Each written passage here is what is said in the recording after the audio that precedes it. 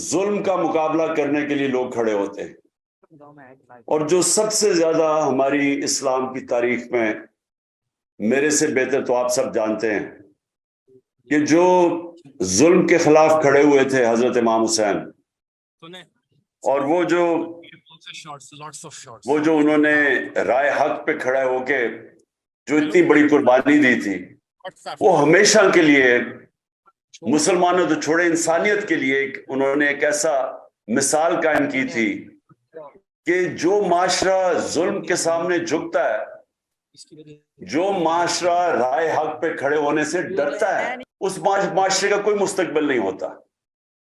معاشرے وہ آگے بڑھتے ہیں دنیا میں جو انصاف قائم کرتے ہیں، اور انصاف ہوتا ہے جب آپ ظلم کا مقابلہ کریں۔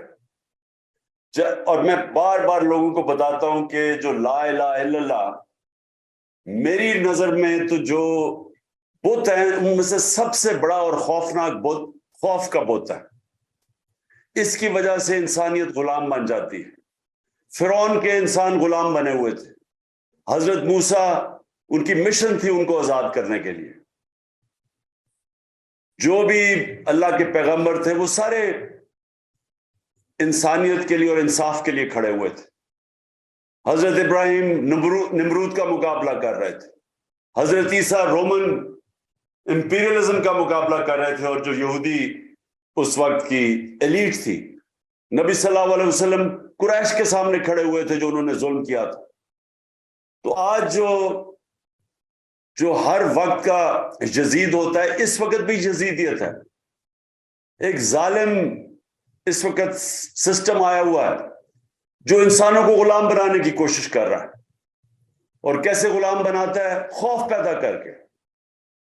تو مجھے پتا ہے کہ آپ لوگوں کے اندر تو زیادہ جذبہ ہے ظلم کے سامنے کھڑا ہونے کا، یہ آپ کی ٹریڈیشن ہے، اور میں یہ چاہوں گا کہ آپ سب میرے ساتھ مل کے آنے والے دنوں میں تیاری کریں اور ہم آج کل کی یزیدیت کا مقابلہ کریں۔ جس طرح میں لوگوں کو بتاتا ہوں کہ کوفہ کے لوگوں کو پتا تھا کہ حضرت امام حسین رائے حق پہ ہیں، لیکن یزید کے خوف کی وجہ سے انہوں نے مدد نہیں کی۔ تو آج بھی خوف طاری کیا جا رہا ہے۔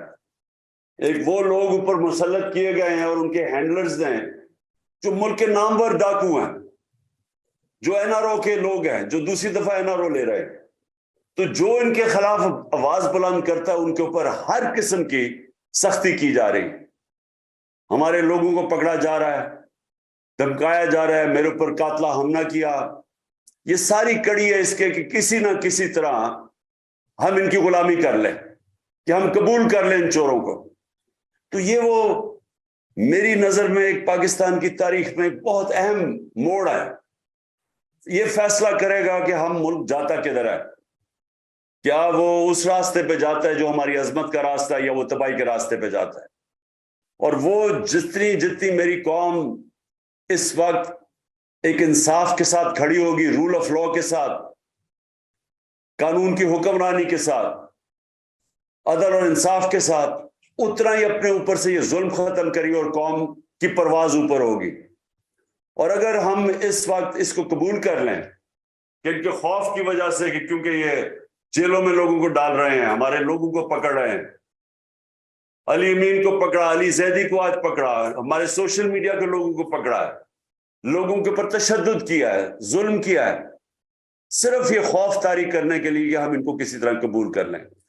تو میں آج کی محفل کو صرف آپ کو یہ پیغام دینا چاہتا ہوں کہ یہ وہ ٹائم ہے جو ہم سب کو مل کے اس یزیدیت کا مقابلہ کرنا ہے۔ ہم نے اس ملک میں قانون کی حکمرانی اور انصاف اور آئین کے ساتھ کھڑا ہونا ہے، اور یہ جب ہم کھڑے ہوں گے تو تب ہی ہم اپنے ملک کو ایک حقیقی طور پہ آزاد کریں گے۔